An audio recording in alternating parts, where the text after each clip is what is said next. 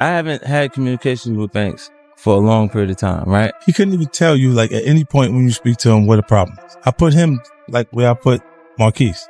You and Banks are not hanging out at the strip club. So Banks' temperament was definitely a little crazy. I'm not saying anything here that I haven't said to Banks directly. Another time I sat down with him, just when IG was starting to pop off, and tried to drop this gem on him. You gotta get on Instagram, I encouraged him. You can be a little awkward in person, so this is actually a better way for you to communicate with people. Nah, I don't want to do what he said. Why not? You can literally put punchlines under your pictures, make some new fans. Nah, that's corny, he told me. Take some responsibility for Lloyd Banks and toting Ayo. What responsibility? Like a parent? You're the leader. What responsibility am I taking for him? Like, tell me, explain to me. That you didn't encourage them to be independent sooner. Nah, that's not true. Banks was around 14 years old when Biggie and Pac were both popping. So that makes sense that they still resonate with him so deeply. I can relate. I still love the music from when I was that age too. The difference is I haven't patterned my career after KRS-One and Kool G Rap. What would be the point of that? They were both incredible in their moment. But I've always been concerned about creating my own moment rather than copying theirs. Lloyd Banks is finally breaking his silence on everything that went down between him and 50 Cent. And this time, he's not holding back. He's calling out the years of disrespect, the lies, and how 50's been rewriting their story like it's all his. G-Unit used to be a powerhouse in the rap game. 50 was the face, sure, but Banks? He was the lyrical muscle, his voice, his flow, his pen. That's what gave the crew its real bite. They were supposed to be brothers, or so everybody thought. But once the fame came rolling in, things got weird. 50 started throwing shade at Banks in interviews, calling him lazy, saying he didn't want success bad enough. Then it got worse. 50 even dissed Banks in his book, painting him like he gave up on himself. And through it all, Banks stayed silent. No Twitter rants, no sneak disses. He just kept it pushing. Until now. In a recent interview, Banks finally let the world know his side, and it's clear he's done letting 50 twist the story. He said 50 wasn't even there for him during his darkest times, and that whole lazy talk. Banks says it's straight up false. He was always working, just not in the way 50 wanted, and that's the crazy part. While 50 was out clowning him publicly, Banks was still grinding behind the scenes. But you know how 50 gets, he wasn't about to let that slide. As soon as Banks spoke out, 50 fired back with even more shade. Now fans are wondering what really went down between these two. How did their bond turn so toxic? And who's really being real, 50 or Banks? Let's break it down and see what the real story is like, because this beef is messier than anyone thought. The guy has Lazy Lloyd tattooed on his arm. He literally wears his laziness on his sleeve. He's always projected an unhelpful mixture of being both introverted and cocky at the same time. For years, Lloyd Banks stayed quiet. But after 50 threw that latest jab, totally unprovoked, Banks had enough. Lloyd Banks had enough, and he's finally clearing the air. While on tour, 50 Cent posted a behind-the-scenes video on Instagram where he casually name-dropped both Lloyd and Young Buck. But it didn't sound friendly at all. It felt like he was shading Banks for not being successful enough. This is something. When did they see Lloyd Banks too? And that right there shows the biggest difference between them. 50 stays online stirring the pot, making slick comments, and tossing shots for laughs. But Banks, he doesn't play that game. No messy interviews, no cryptic posts. He's always been quiet, until now. In a rare interview, Banks finally opened up about everything. The rumors, the years of being disrespected, and that tired, lazy label 50 kept pushing. And this wasn't just some rant, this was raw and real. Banks said straight up, he wasn't lazy, he was grieving. Around the same time 50 was calling him unmotivated, Banks had just lost his father. He was in pain, going through some heavy life stuff. And instead of support from someone he once called a brother, he got dragged through the mud. Over and over, interviews, books, memes. 50 turned it into a whole brand, clowning Banks like he just didn't care about his career. So Banks' temperament was definitely a little crazy. I'm not saying anything here that I haven't said to Banks directly. Another time I sat down with him, just when IG was starting to pop off, and tried to drop this gem on him. You gotta get on Instagram, I encouraged him. You can be a little awkward in person, so this is actually a better way for you to communicate with people. Nah, I don't want to do what he said. Why not? You can literally put punchlines under your pictures, make some new fans. Nah, that's corny, he told me. When Banks made that comment to me, I realized he had gone as far as he can go. In fact, my exact thought was, this is someone I can't invest another minute or dollar in. Sure, 50 has said before that Banks is a solid lyricist, but then he backhanded it by claiming Banks lacked charisma and didn't have the hustle to be a real star. He's a very good lyricist. Among what are known as the punchline rappers, rappers who will end their bars with a funny or tongue-in-cheek line, Banks likes to call himself the PLK, or Punchline King. I don't know if he's the king, but I'll give it to him that he's in the conversation. He is not, however, a great live performer, stylish dresser, or a domineering personality. So if he doesn't check those three boxes, how is he going to get bigger and become the star in real life he is in his... But Banks wasn't buying any of that. He made it clear, and 50 was never really there when it counted, not during the lowest moments, and that hit way harder than any diss track ever could. Plus, Banks shut down the talk that he fell off. Since 2021, he's dropped 3 full albums under the course of the Inevitable series, showing he never stopped working even if the spotlight faded. Sure, there were no radio bangers or major label rollouts, but Lloyd Banks kept it raw and real. He never stopped spitting bars. He just stopped playing by the industry's rules. And that right there, that's what this whole mess really boils down to. Banks wasn't the artist 50 wanted him to be, plain and simple. He's not flashy, he's not chasing the spotlight, and you definitely won't catch him doing wild stuff for viral attention.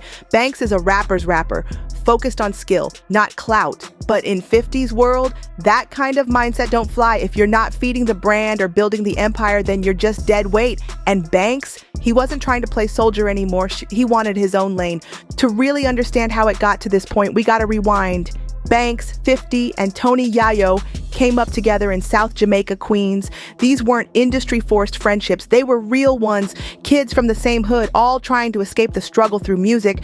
And when 50 blew the roof off with Get Rich or Die Trying, he brought the crew with him. G-Unit wasn't just a rap group, it was a movement, a brand, a full-on lifestyle.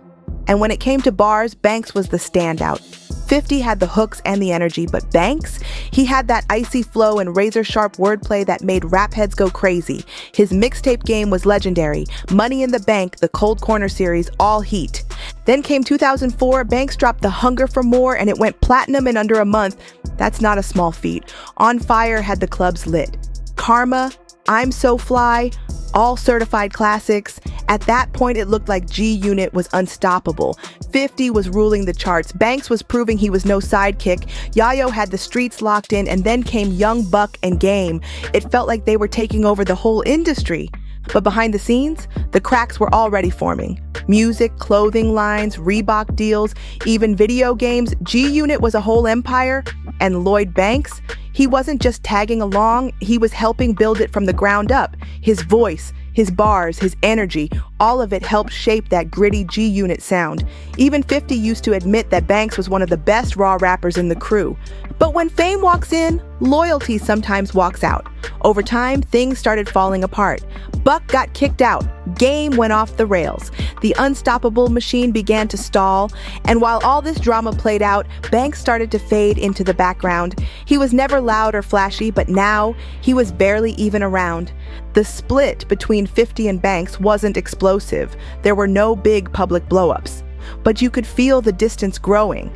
After the peak G-Unit era, the group stopped moving like a unit and started looking more like solo acts wearing the same uniform. The vibe was different. The bond looked broken. 50 even said it himself. Too much mess happened for a G-Unit reunion to ever be possible. And part of that shift came from Banks stepping back. He stopped showing up at 50's events, stopped doing interviews, and stayed away from the spotlight. To outsiders, it looked like Banks had checked out, or like he didn't care anymore. But the truth behind the scenes was deeper. It wasn't apathy, it was something more personal. Meanwhile, 50 started using interviews to send slick jabs, keeping the lazy label alive. He kept saying he tried everything to push Banks, but claimed Banks didn't want it bad enough. According to 50, Banks had all the talent but none of the hustle. He said Banks didn't evolve, didn't care about the business, and just wasn't built to survive in the spotlight. I haven't had communication with Banks for a long period of time, right? He couldn't even tell you, at any point when you speak to him, what the problem is. I put him, where I put Marquise. You and Banks are not hanging out at the strip club. No, he goes though. But you don't go. No, I don't see me there. We went to Atlantic City. We was in it was a showcase. They expect a show to happen Performance. tonight. Yeah, like, yeah, we will see you at the show tonight. And I go, oh, they expecting a show. Like, I was like, yo, call all of them, tell them to come here. When I asked Banks, like, when you go to perform your shows, you don't do this song? This is the hardest record on your. And he's like, why? Because you won? I looked at it and I was like trying to understand where he was coming from. He had been on my last record. He's like, I ain't been on your record, this and that. And I was like, so what? You don't have to be on none of my records. Like, me being on your records is the favor. I put you on a record with Eminem on my first album, fool. Don't nobody even know you. We were anticipating success, not as much success as we actually had. Mm-hmm. And it would have been sufficient if we had half the success. And hearing that from someone he once called a brother, that hit way harder than any diss track could have.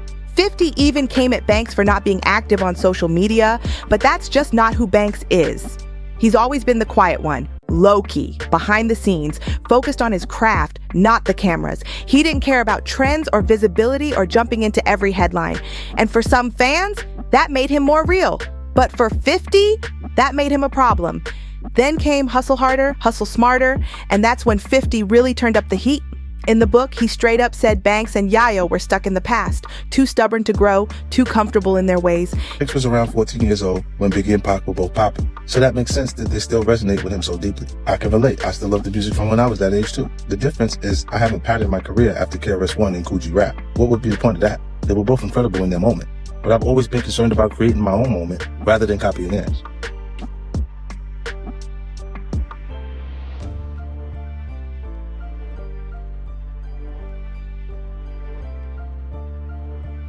Years ago, I told Banks to film a video of his life and post it on YouTube.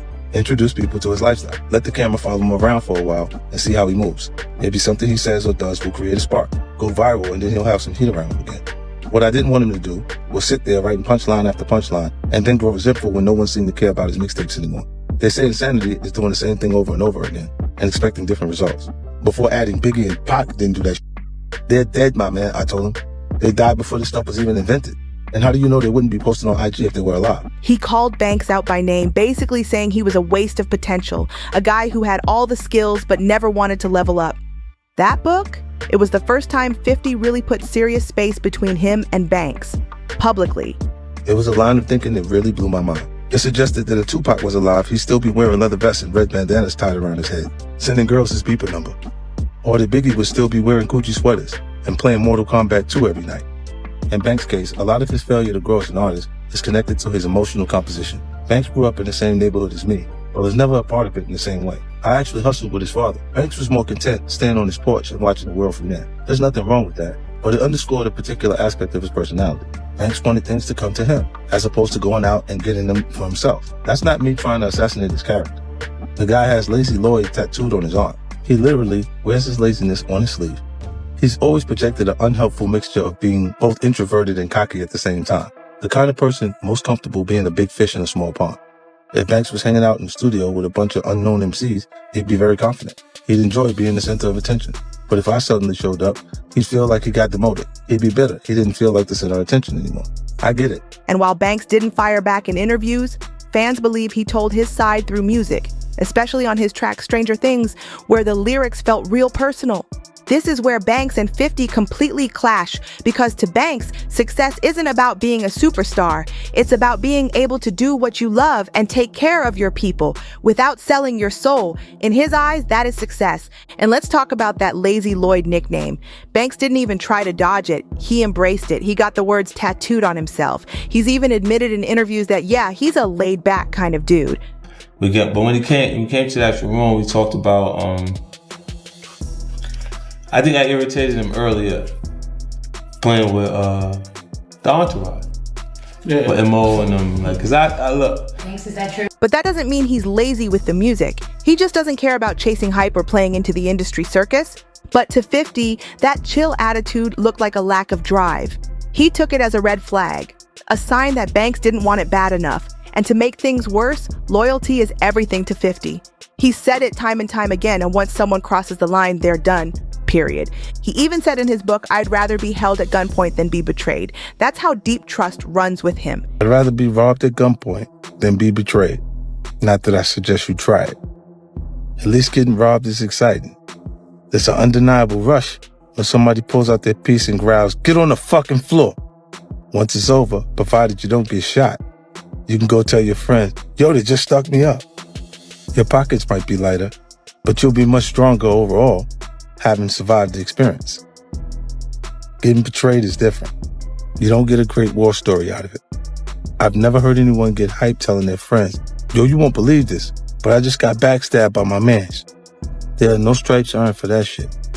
When you open yourself up to someone, either financially or emotionally, and they go left on you, it's a different kind of pain, even more dramatic than a stick-up kid physically taking something from you. Like Malcolm X said, "To me, the thing that is worse than death is betrayal." You see, I can conceive death, but I could not conceive betrayal. And anyone who steps outside the box gets cut off fast. The way 50 Cent explains it, when he's riding for someone, he rides all the way. He's the type to put his life on the line for his people. So when those same people turn around and cross him, to 50, that's worse than death, straight up. Because I find betrayal so painful, I put incredible thought and consideration into the people who surround me. As I detailed in this chapter, when I was first coming up, I made a mistake of confusing loyalty and location. It's a miscalculation a lot of people make. One, to believe that just because someone is from the same streets as you, that they're gonna have your back forever. I learned the hard way that that's not the case. I think everyone's a little afraid of being too trustful, but I'm definitely worse than most. In my life, I feel like I've been betrayed by people I deserve better from. People I've given money to, opportunities to, love to, even life to. Because of that, for a long time, the only thing I had faith in was money. I only trusted the paper that says, "In God we trust." This is one of the reasons the theme of betrayal is so prominent in my show Power. It's an issue that's always on my mind, so much so that I even called the last season the final betrayal. It's not just about Lloyd Banks. For 50, betrayal is the ultimate sin. Doesn't matter who you are, he's not the type to forgive and forget. Just look at how he treated his own son, Marquise. The second 50 felt like his son wasn't loyal enough. He cut him off completely. If he's willing to walk away from his own blood, what chance do his friends really have? Actually, your son wants to sit down with you. No, he doesn't. See, Charlamagne, you would call me. You don't call TMZ to say you want to sit down. Think about it, man. You know, you want some attention. And it's okay, you can have as much of that as you want. You know, it's just like he's been trained to believe what you see him say in that interview, that what he was saying, he's been trained to believe that for a long time, bro. Like, you don't just wake up and say, "Oh, well, I don't believe what I've been believing forever." But never be open to it? No, I don't think the relationship works. Look, for a long time, Charlamagne, I went running behind him. I went places that he went, and he left the place. Take Tony Yayo, one of the original G-Unit soldiers. For years, Yayo was 50's right-hand man, always close by, but even he didn't get a pass. When whispers of disloyalty started floating around, it's real or exaggerated, 50 had no problem calling him out in front of everybody. Loyalty is black and white to him, no gray area. If you don't do it, like if I don't give him something that he wanted murder, then he's gonna go back to doing what we did. You remember saying that to me? I don't remember. You don't remember saying that? Yeah, tell him you be telling Vlad all kind of. I don't want to get into all that. My look better than Vlad. You think? Tell me the thing. I know the my nice. He don't even look like the same dude to me nice on for them Vlad. stories. Mark, this is the real shit coming out. And then there's young Buck. Buck was a huge part of G-Unit's rise in the 2000s. His energy, his voice, his fan base, all of it helped make the group a household name. But once 50 even suspected Buck was being shady, he booted him, loudly and publicly. I think that's over. I think that's done. But What do you mean?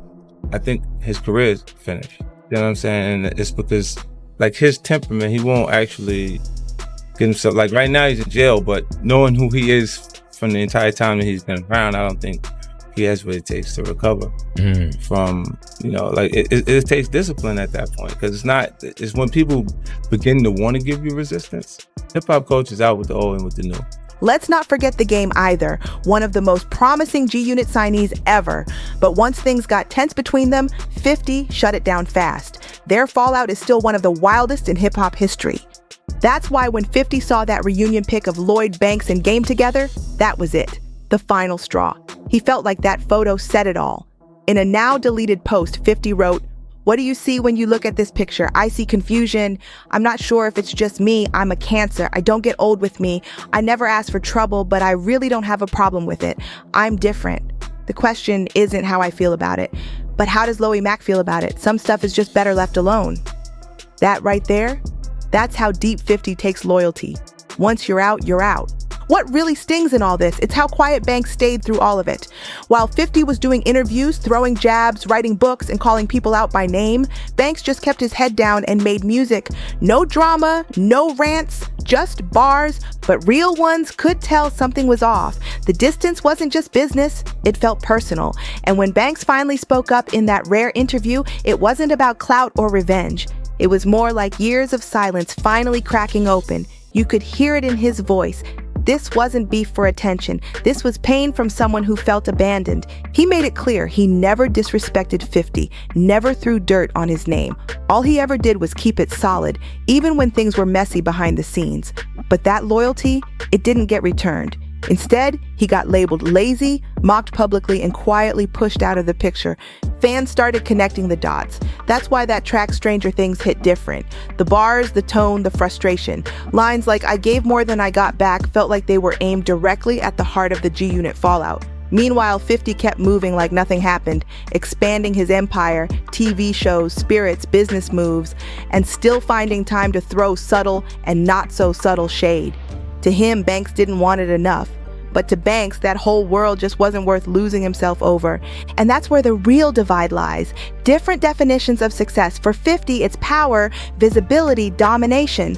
For Banks, it's peace, longevity, staying true to the art, even if that means fewer headlines. Now fans are left wondering, was it all avoidable? Could they have salvaged the brotherhood? Or was this split inevitable from the moment their goals stopped aligning? One thing's for sure, no matter how much 50 tried to erase or rewrite, Lloyd Banks is still standing, quietly but firmly, on his own terms. And sometimes, that's louder than any diss. So now, after all the silence, the loyalty, the tension, and the public shots, the Lloyd Banks and 50 Cent saga feels like it's finally out in the open. No more guessing. No more reading between the lines. Banks is speaking up, his way, and making it crystal clear that he's not here for the games anymore. And the craziest part, even with all the drama, Banks never begged for attention. He never tried to out-clown 50. He let the music do the talking, stayed focused, and moved how he wanted, not how the industry told him to. That kind of discipline, rare in this game.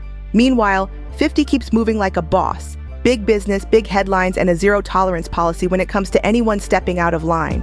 Whether it's family, friends, or artists, once you cross that loyalty line with him, you're done. No exceptions. And that's why the fallout hit so hard. These weren't just two rappers beefing, Lakin. They were brothers in arms, coming from the same streets, chasing the same dream. But in the end, loyalty, ambition, and pride tore it all apart. Now, G-Unit feels like a memory. A legendary one, sure, but still something that's never coming back. And no matter how many hits they gave us or how unstoppable they once looked, behind the scenes, it was a whole different story. So what do you think? Was 50 right for cutting ties? Or was Banks just misunderstood and mistreated by the very person who once called him family? Let us know in the comments. And if you're feeling this breakdown, don't forget to like, share, and subscribe for more raw hip-hop drama and untold celebrity stories. And yo, don't bounce just yet. Click on the next video that's about to pop up on your screen for even more wild celebrity beefs and Hollywood chaos you need to see. We'll catch you on the next one.